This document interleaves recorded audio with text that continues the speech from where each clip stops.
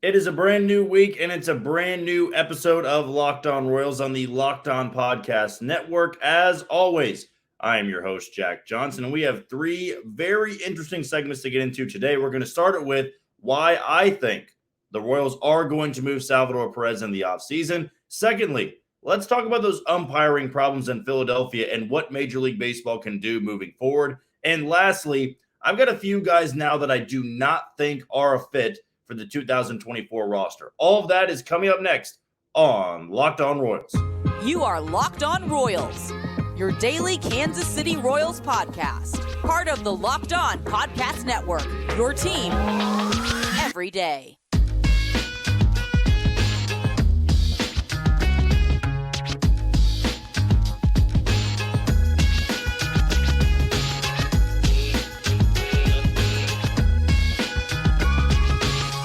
Thank you for making Locked On Royals your first listen every day. And you can always find us on those podcasting platforms like Apple Podcasts, Spotify, Amazon Music, and you can always check us out on YouTube. Just be sure to hit that follow button and subscribe. And if you want an easy way to find all of our links, just check me out on Twitter at JohnnyJ_15. That's at JOHNYJ_15. I always tweet out the links every time we post an episode. And I've always got Royals content to tweet out throughout the day.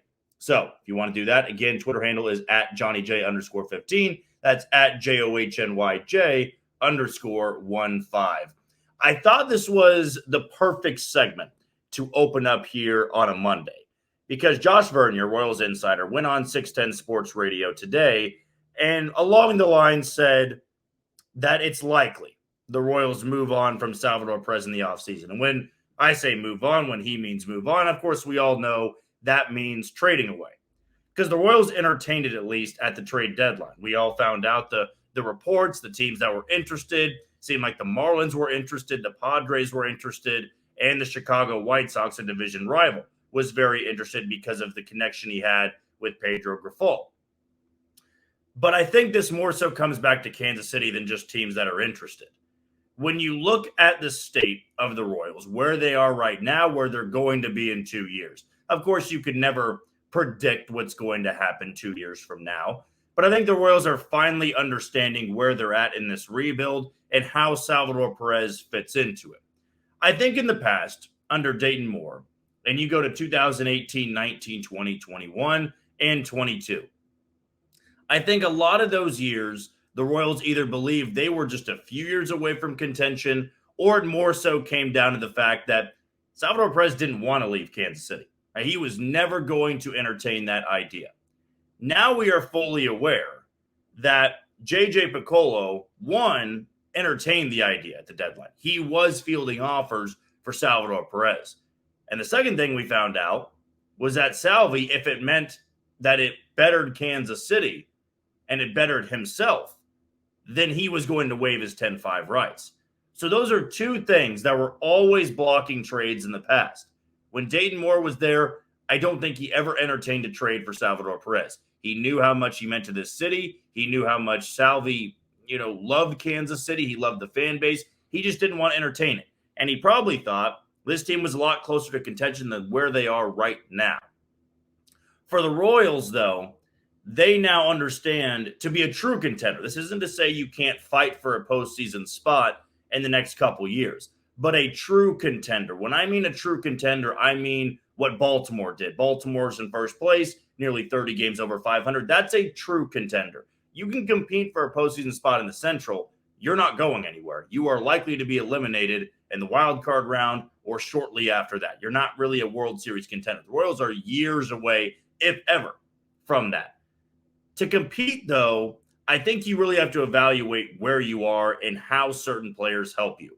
Salvador Perez at age 34, taking up either a DH spot or catching, does not better a rebuilding team. He's very important. He's vitally important to putting butts in seats, to be the team leader, to be the captain, all of that. It is very important to have a guy like that. But the Royals, I don't think, are at that spot in their rebuild where that's a necessity. What's a necessity right now is the Royals getting young talent and young talent that fits their timeline, that fits their window. And the third part of what I was trying to get at as to why the Royals never moved on from Salvador Perez, never really entertained the trade. Number one, of course, it was they never even listened to offers. Number two, Salvy wasn't willing to waive his 10-5 rights. The third option, and this is probably the most realistic one, they never believed they had a catcher in place to take his spot. And we're seeing right now with MJ Melendez, he's not even playing the position anymore. He's out in the outfield. And he's been putrid defensively, and he's been putrid offensively. Now, here's a good thing for the Royals' future, and maybe just for next year. Freddie Fermin, though he's had less than 200 ABs, he's showing that he can be an everyday catcher. For a great team, I don't know. He hasn't played on a great team yet. For a bad and rebuilding team, yes, he can be an everyday catcher. And I think that's what can push the Royals into moving Salvy at the offseason, at the winter meetings, stuff like that. Because Freddie Fermin right now is showing offensively, he's good enough. He's got enough pop. He's got enough power. I know he's had limited ABs, but he has the best WRC plus on the team. Behind the plate defensively, he's better than Salvador Perez. And that's all stuff that you have to factor in when making a monumental move like this. You don't just trade Salvador Perez to trade him. You need a significant return. And I think when you revisit this at the winter meetings at that point in the offseason, you can get exactly what you want. And here's another big factor of it. Where at the deadline, it's kind of on a whim. I mean, I'm sure you're listening to offers throughout July, throughout June. You were listing Salvador Perez at a very high price.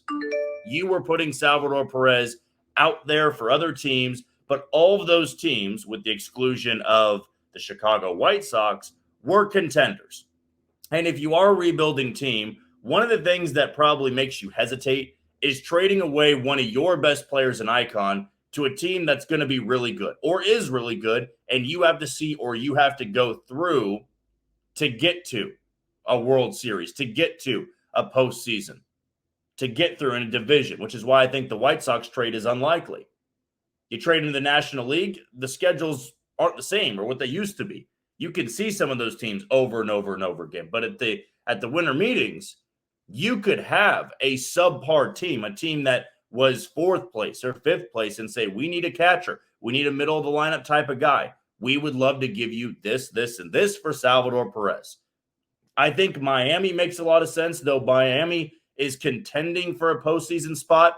They're not ever really going to be a favorite in the NL East unless the Phillies stop spending, unless the Braves all of a sudden just torpedo.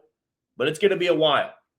And the Marlins do have a lot of young and talented players. And I think for Salvador Perez, what you owe him more than anything is not just trading him to a good team. You trade him to where he wants to go as well.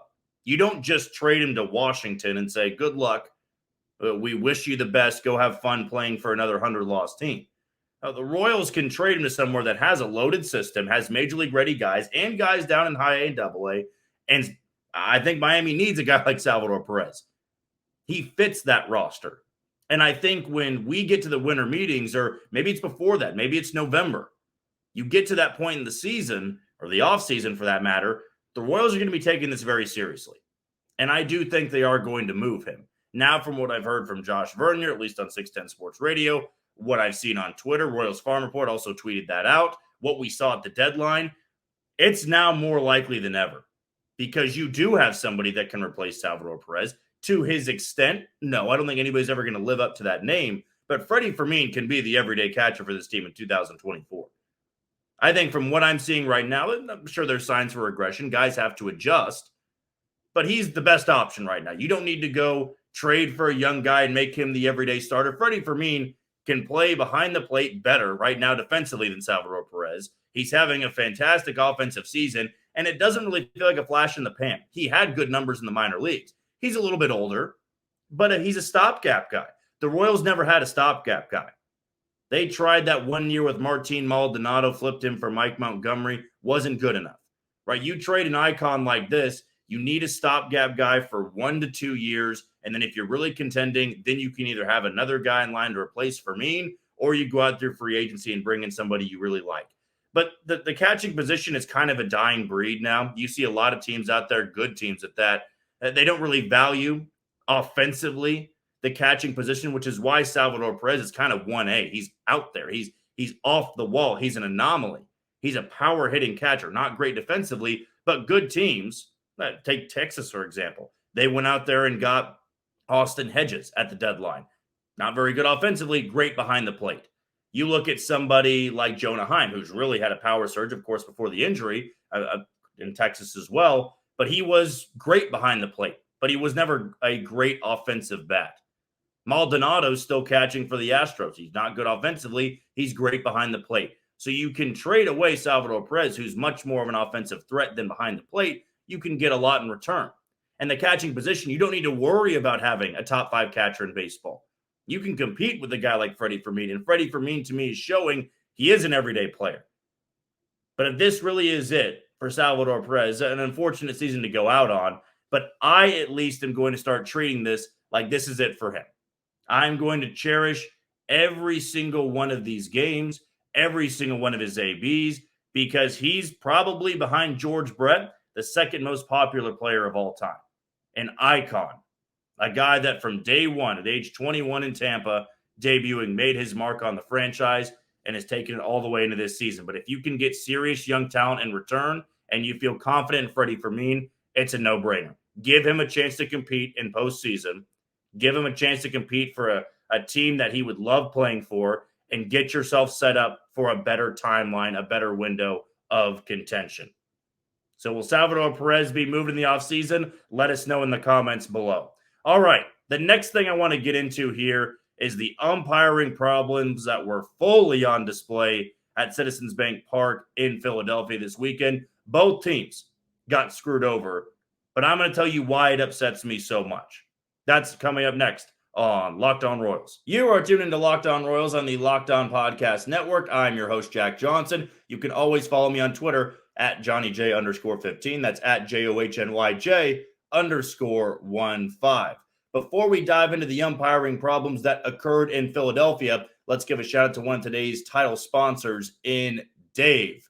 So finances can be so intimidating. That's why you need Dave. Dave can make managing your money so much easier with an interest-free extra cash advance, fee-free goal tracking, and easy ways to find a side hustle to make more money. Dave is the banking app that's leveling the financial playing field. When you download Dave, you can get up to $500 in 5 minutes or less. No credit check, no late fees. It's a part of Dave's extra cash account. Advance the money you need with no interest and then settle up later. Download Dave today at dave.com/MLB. That's dave.com/MLB. You can get up to $500 in 5 minutes or less. No credit check, no late fees. Download the Dave app now or go to dave.com/MLB. For terms and conditions, go to dave.com/legal. Eligibility criteria and instant transfer fees apply. Banking services provided by Evolve, member FDIC. I thought it was a very entertaining weekend against the Philadelphia Phillies. The Royals carried in their 6-game winning streak. They get it done on Friday night. Austin Cox gets his first major league save, and the Royals win 7-5. It was a Jordan Lyles start versus Aaron Nola, and I don't think anybody in their right mind would have bet money in favor of the Royals. I certainly wouldn't have. I mean, Jordan Lyles had 2 wins on the year. Aaron Nola was a Cy Young candidate just a couple of years ago. A down year, but I'm not betting against Philadelphia in a sold-out crowd. But the Royals get it done. They win 7-5. You feel pretty good about rolling into Saturday. And Saturday, they had a really good chance as well. They led 6-3, but bullpen problems once again. That's going to be a reoccurring theme for the last 2 months of this season. There's going to be a lot of games like Saturday. You just don't have many guys to go to. On Friday night, they escaped by going with Nick Whitgren in the 8th. They used Hernandez in the 7th, so it lined up Austin Cox to get the save, and he got Bryce Harper to roll into a double play to get 7 in a row. But the winning streak was snapped on Saturday. Bullpen completely imploded. Brand new Royals arm and Tucker Davidson they claimed off waivers, or at least traded for, after being DFA'd. He was not very good. Gave up a 2-run home run to Bryce Harper. Angel Serpa wasn't very good. Trey Turner, who they gave a standing ovation every single time he came to the plate to show their support. Thought it was pretty cool for a guy who signed a big-time deal in the offseason. He hits a go-ahead home run. It was bad. Okay, so the Royals had a 6-3 lead. They lose 9-6. 6 unanswered runs by the Phils. What really irked me about this game, of course, bullpen implosions. It's always going to make me want to punch a hole through a wall. The second thing is umpires showing how much power they have. And in the ninth inning, top of the ninth, the Royals are trailing 9-6. They had a runner at first and only one out. Dairon Blanco, a 30-year-old rookie, who has really impressed me for what he's been able to do defensively with his legs, his ability to have sacrifice bunts, suicide bunts, safety squeezes, a lot of bunting, but also has shown a good amount of pop. He is fighting for his job at the major league level. There is no guarantee he's on the roster next year. There is no guarantee he's on a major league roster next year. What was so infuriating to me is in that ninth inning, Ben May behind the plate, he'd had an atrocious day. CB Buckner was even worse on Friday night. And it's a pitch 6 inches below the zone. And Dairon Blanco's called out on strikes. And for a 30-year-old rookie, it doesn't really matter how old you are, but rookies usually don't come unglued on umpires because they just know they don't have that notoriety just yet. And Blanco doesn't have the notoriety. But even a guy as calm and mild-mannered as him, he let it be known that pitch was low. And seconds later, as Blanco's walking back to the dugout, Alex Zumwalt, who we all thought at first it was Dairon Blanco, but it's Alex Zumwalt who's ejected by Ben May. Now he's chirping. It's a big spot. I don't care if you're 35-75 or 75-35 or it's Game 7 of the World Series or opening day. If it's this close, it's the big leagues. Okay, coaches are allowed to show their displeasure. And if you know you missed the call, which Ben May, unless he's just oblivious to everything, if you miss the call, you have to let a coach get his money's worth. At least the good umpires do. And that's what I want to get at here. There are good umpires in baseball. There are guys that respect the game. There are guys that know when they mess up. It's a human sport. There is human error involved. And when there's human error, there can be a lot of frustrations that arise from it. And in this spot, the Royals had won 7 in a row. They had blown a 3-run lead. They're trying to stay in it. Crowd is packed. They're loud. And in that spot, it kind of felt like this pitch was low. And it's not a strike, but we're going to give it a strike because the crowd's behind me. It's Philadelphia, and the Royals are a team that are largely irrelevant. So Alex Zumwalt gets ejected. Here comes Matt Quatraro, who he's incredibly mild-mannered. He does not really get up in arms about things. He doesn't scream at people. He doesn't really argue with umpires. And that was as heated as I saw Matt Quatraro. And there's Ben May with a smug look on his face, just waiting, almost baiting Matt Quatraro to say something or waiting for him to say the wrong thing where he can eject him. And the whole time, he's just sitting there, a smirk on his face, like, you know where this is going. I just ejected your hitting coach. You cross me one more time, I'm ejecting you. And I'm glad that Matt Quatraro came unglued at Ben May because Ben May traded his job on Saturday night unseriously. It was a very unserious night from Ben May. It was an unserious night from CB Buckner, and it was an unserious day on Sunday.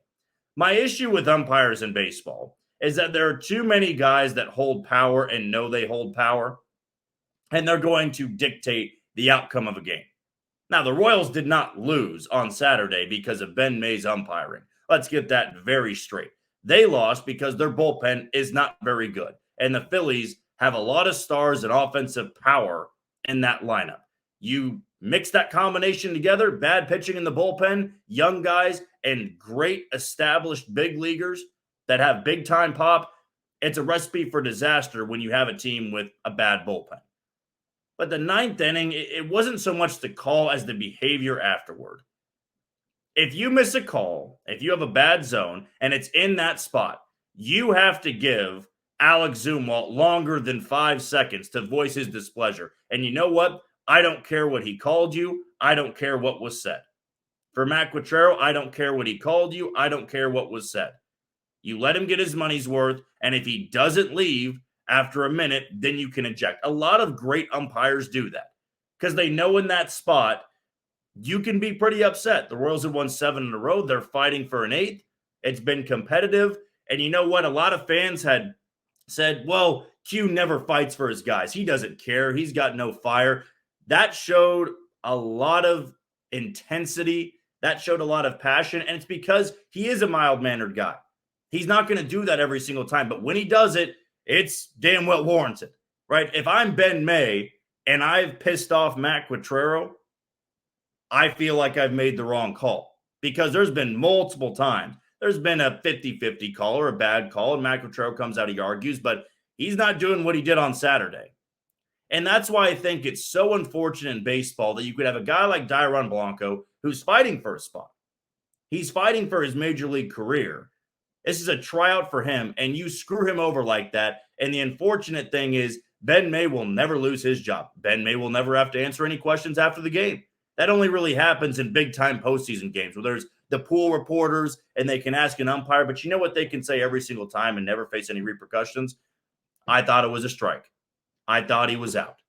Now, one of the biggest blown calls in Major League history was when Jim Joyce screwed up Armando Galarraga's perfect game in Detroit. And you know what Jim Joyce did right after that? He faced a pool of reporters, said how terrible he felt, how he missed the call, was very critical of himself, was very down on himself. And you know what? As bad as that was in the moment, this was before replay, as bad as that was, Jim Joyce went down to the level of, this is a human being who was pitching for his career. And he took away a great moment from a historical moment. But the fact that he faced a pool of reporters, said how wrong he was, how terrible he felt, even was in tears the next day during the lineup card exchange. That showed to me a good umpire, a great umpire. But you have too many guys in baseball like Ben Mays out there, like Angel Hernandez's, that know that they control all the power. I can eject whoever I want. You don't like my zone, you're out of the game. And there's some guys that respect the game and let players argue, let managers argue in that moment because they know it could have been 50-50. And I'm sure Ben May went back, watched the call and said, yep, that was low. But you know what we won't hear? An apology. We won't hear any questions asked. We won't see any answers from Ben May. He was right back out the next day and you move on. If this was a bigger game, yes, I think it would have been more viral. But the Royals are not a very good team. In fact, they have the second worst record in baseball. The Phillies are a team that are very good, likely going to get into the wild card spot, assuming they can stay hot the rest of the way. But this happens more than just what happened on Saturday night. There are a lot of Ben Mays out there. There's a lot of Angel Hernandez's. And it's just a big-time problem in baseball. You admit you're wrong, you apologize for it, and you say, certain things that could smooth things over. I can live with it. What Jim Joyce did, I can live with it. I'm not a Tigers fan. I'm sure I would have been a lot more upset if I was, and maybe you wouldn't forgive Jim Joyce. But I can live with that because there are great umpires out there. And there's guys that have that smug look on their face, the grin when they're getting ready to eject a guy after they've blown a call. It was a terrible call. It didn't impact the outcome of the game tremendously. It certainly impacted that inning. The momentum swung. But the Royals lost that game because the bullpen imploded. But stop doing all this BS of how much power you have. People don't pay money to come watch you. They come to watch the great athletes on the field. And even if it's Bryce Harper or Dairon Blanco, every player should get the same treatment. Okay, we're running a little bit out of time here, but when we come back, got a couple of guys now that I don't think are going to be on the 2024 roster. I'll let you know who they are coming up on Locked On Royals. You are tuned into Locked On Royals on the Locked On Podcast Network. I'm your host, Jack Johnson. You can always follow me on Twitter at JohnnyJ_15. That's at JOHNYJ_15. Before I tell you some guys that I just don't think are going to be on the 2024 roster, let's give a shout out to one of today's other sponsor in BetterHelp. So today's show is brought to you by BetterHelp. And whether you're dealing with decisions around your career, relationships, or anything else, therapy helps you stay connected so you can move forward with confidence and excitement. If you're thinking of starting therapy, give BetterHelp a try. It's entirely online so it can fit your schedule. Look, I get it. Sometimes you don't want to go to therapy. Maybe you don't have the time. You don't want to schedule an appointment, drive somewhere. Maybe you don't really want to open up. Well, BetterHelp is so easy to use. All you have to do is fill out a questionnaire to get matched up with your therapist. So let therapy be your map with BetterHelp. Visit BetterHelp.com/LockedOnMLB today to get 10% off your first month. That's BetterHelp, HELP.com/LockedOnMLB. I'm watching the game on Sunday. I was traveling back from Oklahoma for a lake weekend, but I still had the chance to watch Sunday's game. And the Royals jump out early. You're feeling pretty good. It's 3-0. Zach Greinke's on the bump. No, it's on the road, so I'm not feeling too confident. Lo and behold, that lead evaporated, disintegrated, was gone in the bottom of the first. And Zach was never great yesterday. And of course, I'm not going to use this segment to say Zach Greinke's not going to be on the roster in 2024. I don't think Zach Greinke's going to be pitching in baseball in 2024.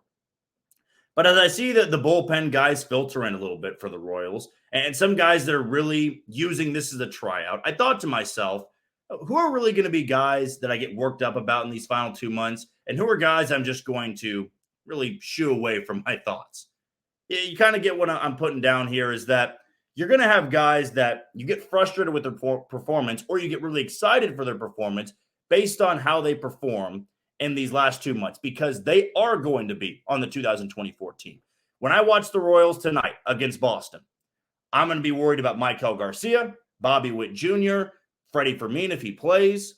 I'm going to be worried about Drew Waters. I'm going to be worried about Carlos Hernandez if he gets the ball late in the game, Austin Cox, those guys, right? I'm very focused on those guys. And then there's guys I'm not going to sweat over, because I know this is likely the last time they are going to get into a Major League bullpen. You don't believe me? Look around Major League Baseball. Okay, the Royals are the second worst team in baseball. If you can't cut it in a bad bullpen like this, I don't know which bullpen you're going to cut it in. Maybe Oakland?